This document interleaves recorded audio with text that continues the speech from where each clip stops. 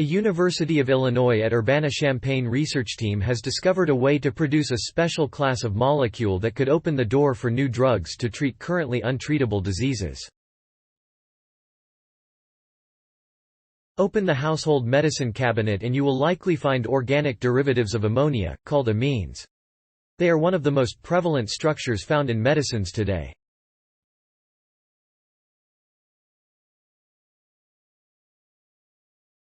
More than 40% of drugs and drug candidates contain amines, and 60% of those amines are tertiary, so named for the 3 carbons that are bonded to a nitrogen. They increase a drug's solubility and can trigger its key biological functions. Despite the prevalence of this special class of molecules in medicines today, much of the functional potential of tertiary amines likely remains untapped.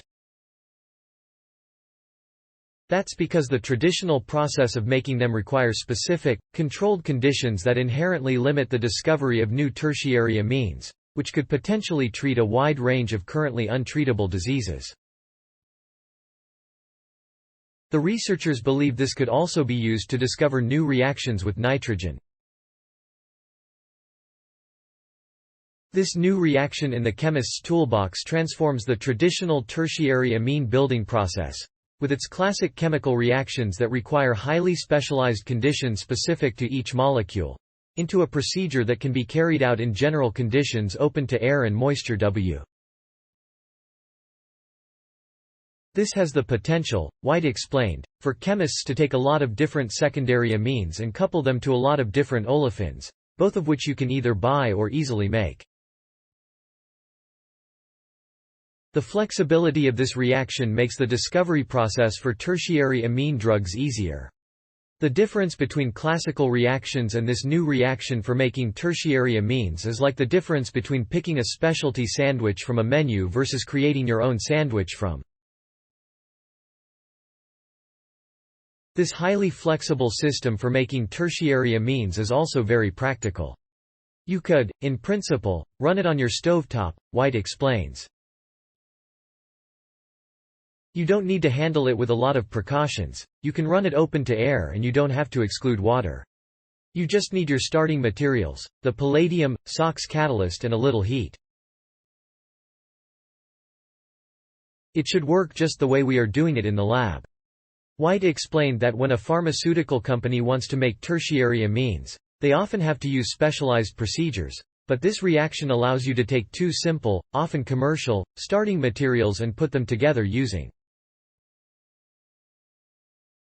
Because the conditions are so simple and work for so many different amines and olefins, there is great potential to adopt this reaction for automation, White said.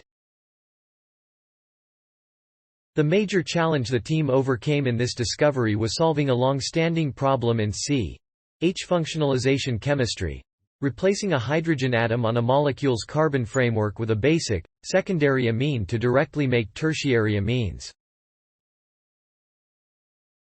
Showcasing the power of this new chemical reaction, the researchers made 81 tertiary amines in their study, coupling a wide range of complex, medicinally relevant secondary amines to many complex olefins containing reactive functionality.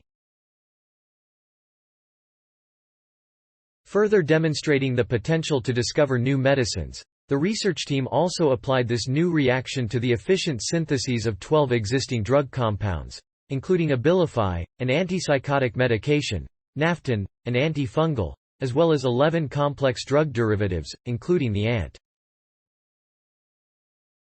In addition to this reaction being used in the pharmaceutical industry as a platform to expedite the discovery of new tertiary amine drugs, the researchers also believe that their catalyst-controlled slow-release strategy could be used by other researchers to discover many additional new reactions.